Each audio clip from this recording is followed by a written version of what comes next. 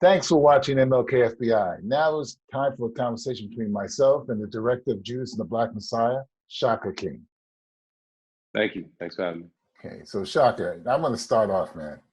Okay. I watched the film, and then I had to go back and watch the Eyes on the Prize segment about the Panthers and O'Neal. Then I went back and watched the full interview of O'Neal, and I thought, man, oh man, this guy's all over the place, man. He's so complicated, man. And I think you did a wonderful job, man, with Lakeith playing him, man. I mean, the complexity, the levels of feelings that he has about the Panthers and about Fred and about this guy Mitchell. It's like, woo. I mean, it must have taken you some time to really get there with that. Tell me about that, man. It was. Thank you. First of all, it was challenging because you go into it. It's hard not to judge him when you start out. Right. And that's a terrible place to be when you're crafting a character. And so it took a lot of drafts for us to stop, myself and my co-writer, Will Burson, for us to stop labeling him a sociopath. I'd say about 6 drafts before we said, this is preventing us from really gaining an understanding of this character, the kind of understanding you need to really make him the protagonist of your film. And right. So then we just started to sort of contextualize things and really pour over that interview, kind of like detectives, to get a sense of, where this guy's head was at, but right before he took his life, essentially, before he took his life. Right. And then it just was fascinating to just like discover things like, the fact that he used the term "we" and "us" to refer to both the Panthers and the FBI interchangeably. The fact that he contradicted himself all the time. So it's very hard to get a sense of what's real and what's not. Because he says he grew up wanting to be a cop, and he says he grew up not wanting to be a cop, and but then thinking about the fact that he'd used this badge, like the way he'd weaponized this badge, kind of gave me some insight into the kind of cop he'd want to be, but also to the fact that he took pleasure in manipulating, that it was kind of a game and a sport to him in some ways, and then that kind of gives you a lens into his immaturity. And so, you start to get a more well-rounded idea of what this guy was like. And you realize that ultimately he's someone who spent a lifetime attempting to convince himself of a lie, right. And ultimately wasn't able to do so. That's right.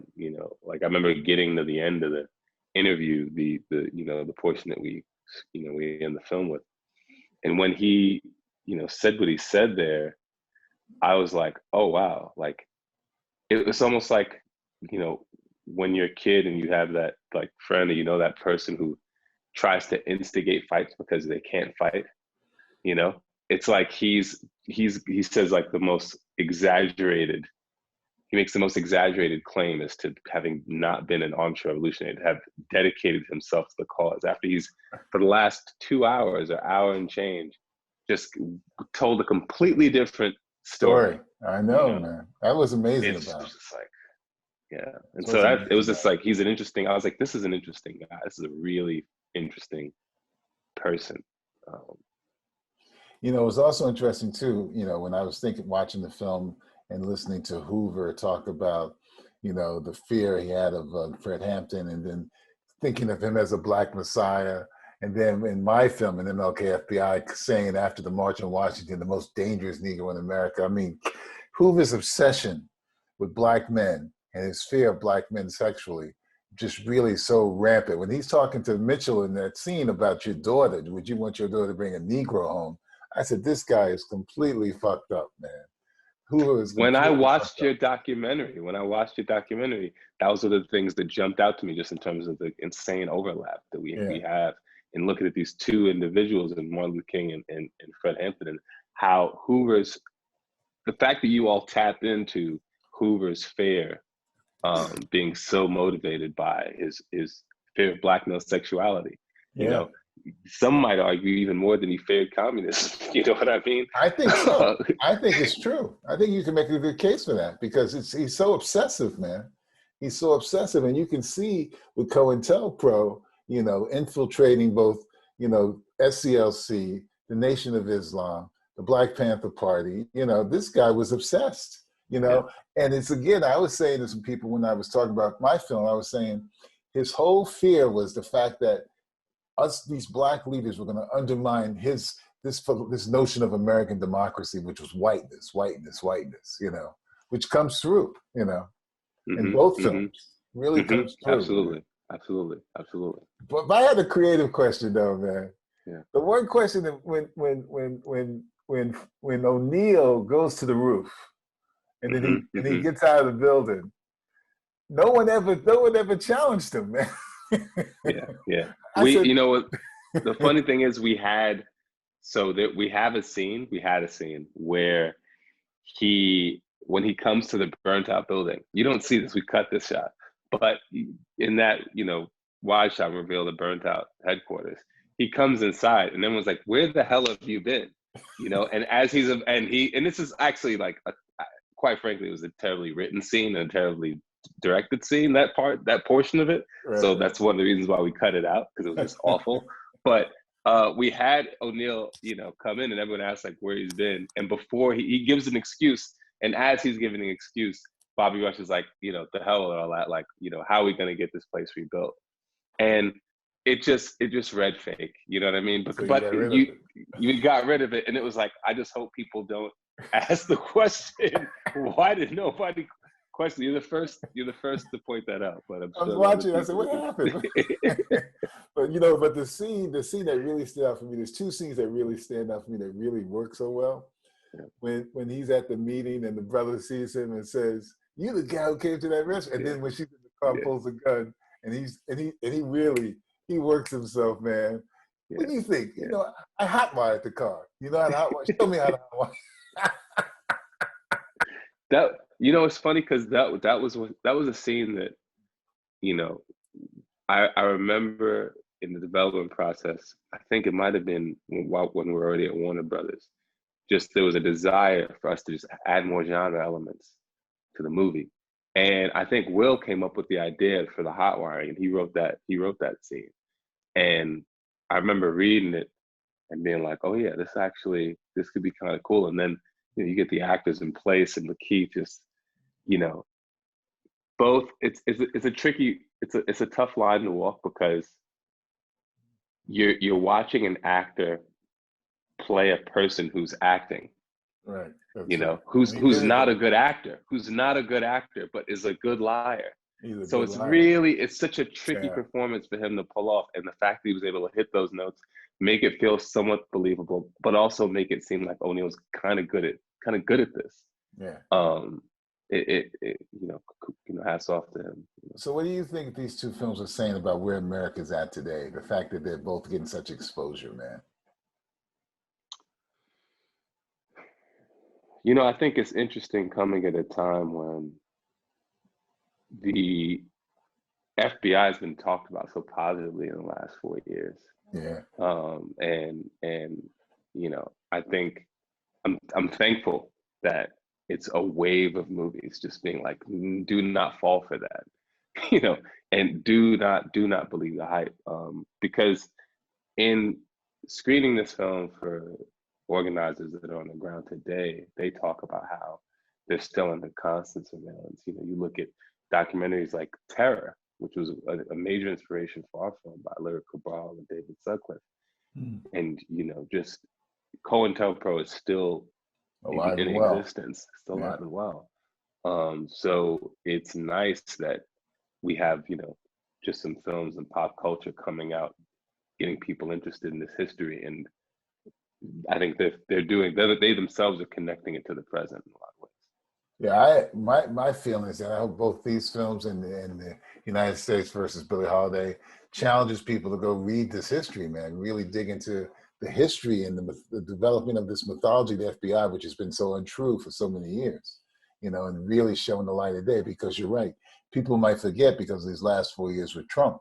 You know, Trump's so bad, you start thinking the FBI is not so bad, but they are. You know, they got such deep secrets that they still probably got done some really dastardly things, man. dastardly things. Yeah. When, you know, it's just amazing about the FBI, man.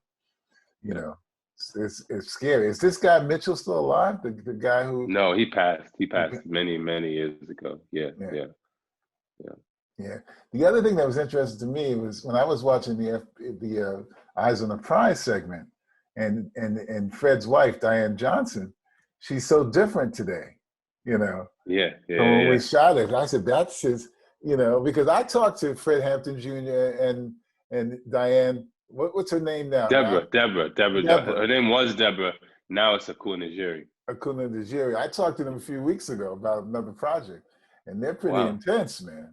Yeah, they are. They're very much, you know, it's you're talking about revolutionaries. So they're very sharp.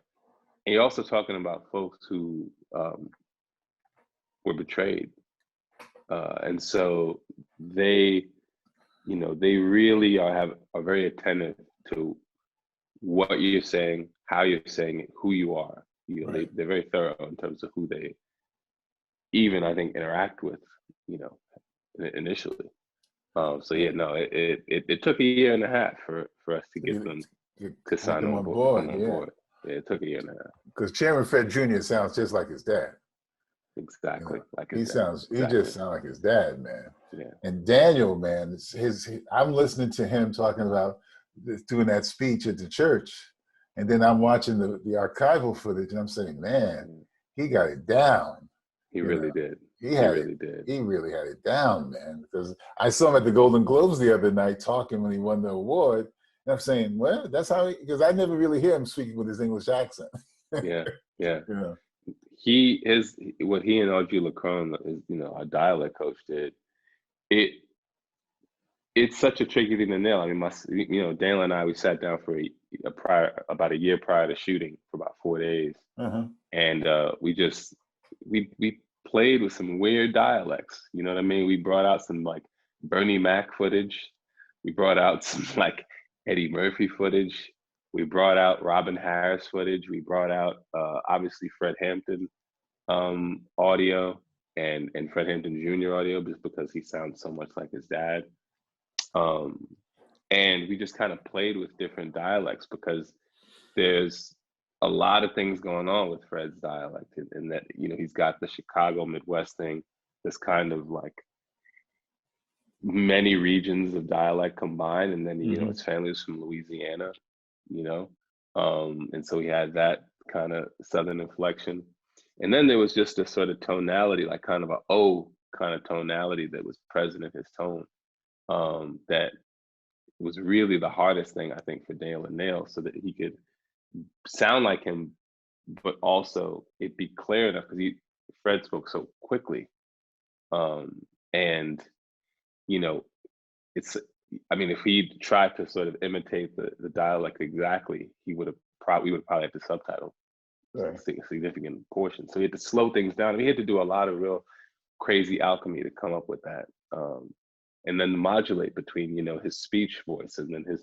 intimate conversation voice and his teaching voice. You know, it was remarkable what he did. He did a great job, man. But it's also amazing too, when I'm watching this footage of both him and King, I forget, man, that they were such young men. I mean, he's only 21 years old and King was like 38 years old. These are young men, man, who were basically front and center fighting the revolution, man. You know, it's amazing. That period in American history, man, is like, you forget how impactful it was, you know. It's incredibly rich for, you know, it's just so rich for stories. It's like, you know, you have just so much drama and so much untold, you know, hidden history, just like ripe for retelling. Right. And reframing, you know, really reframing, because there's so much mistruth has been put forth. I know. I heard you. I watched an interview with you the other day where you were talking about how a lot of people don't even realize the only thing they know about Fred is that he was killed. You know, they don't know more of his backstory. You know, and then you know, you just realize this young man was phenomenal. You know, phenomenal in his politics, man, and his actions, just phenomenal. Yeah. So I saw you had Craig Harris as one of the composers on there, man. Yeah. You know, that's my uncle, right? I didn't know that. That's my uncle. Craig Yeah. Harris, How your do you know uncle, huh? Craig? How do you know Oh Craig? man, I'm a jazz Okay. aficionado, man. I love all jazz musicians, man. And I seen Craig Harris perform, man, with David Murray and other people. Yeah, yeah, yep, I yep, didn't know he yep. was your uncle because the That's my first piece of uncle, music man. you guys do is a Roland Kirk piece of music, And Yep. I said, "Where's Rassan's name?" Oh, Rasan. Here's the thing that's funny. That's Rasan. That's like not even, That is we didn't. Rassan, That's yeah. straight Rasan. Like there's a contrabass clarinet underneath it, but it's just playing alongside Rasan. And then we actually, if you listen to the strings in the movie, they're all interpolations of the inflated tear. It's Pierre, yeah. They all of it. So it's kind of peppered throughout the film. That's why they're not eligible for an Ah, Oscar, because there's so ah. many interpolations of the inflated tear. And because as soon as I heard, I said, "That's inflated tear. I know this too." Yeah. I mean, I wanted that in there from the time we pitched the movie Yeah, to the studios. Like, it's just it's one of the most amazing songs I've heard in my yeah, life. it's fantastic, and it worked too. With him walking Yeah, down the yeah, street, looking at the yeah, car, going to the bar, it really yeah, worked. yeah, It really yeah. was effective. So here's another scene that I found really interesting, man. After Mitchell says to O'Neill he wants him to do the diagram, the layout, and he's in that bar, and the other Hmm. brother's trying to hit on that woman, and she comes over Hmm. to O'Neill, and Hmm. then the other brother walks over and says, he tells him he's also, undercover. You Hmm. you guys are the good. I know that scene's not is a made up scene, but it worked really well, man. Is Thank that you, true? thank you, thank you. Well, we do know that he drugged him, right? That And I believe. so we know that O'Neill drugged him, and I think it came down to, look, either he was given the drugs directly by Mitchell, and he went ahead and did it willfully, or there was a bit of subterfuge at play, and ultimately he went along willfully regardless. But I thought it was just interesting if he would, because we set up that Mitchell kind of has him between a rock and a hard place to some Yeah, degree in that yeah. restaurant scene. But the final twist is, Mitchell's lied to him and said, nobody knows your identity except me. He's told him that throughout time and time and time again. So to me, the ultimate way that he get O'Neill on the hook and really, kind of twist the knife is if he reveals, no, there's somebody else who knows your identity. And you'll no matter where if you don't do this, no matter where you go, I'll find you. And it could be a stranger who walks up to you, Right. you know. And so just to elevate that sense of paranoia, it was like, let's have it be another individual. And then when the idea came for him to give him his badge, it was like, oh, Ah, like that this is, was that was the great yeah, coup de grace, yeah, man. That was yeah, like, yeah, uh-oh. yeah, yeah, yeah, Yeah, yeah. it worked, man. It really worked. Very effective filmmaking, man. Thank you, thank you, thank Very effective. So you must have a bunch of scripts knocking coming to your door down, man. you.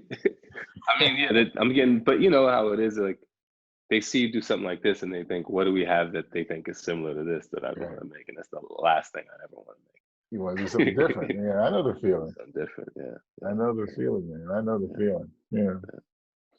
Well, this is cool, man. I'm glad they're doing a double bill on Saturday. People can see I both am of these too. films. I am too. Like, it's just, I mean, like I said, the overlap in our films is astonishing, man. When I heard that quote from Martin Luther King about, Appalachians, literally Appalachians, Mexicans, and Puerto Ricans, like, Right. oh my God, like, I cannot believe that, you know, That's right. he's not, I mean, I'm like, is he talking about Chicago?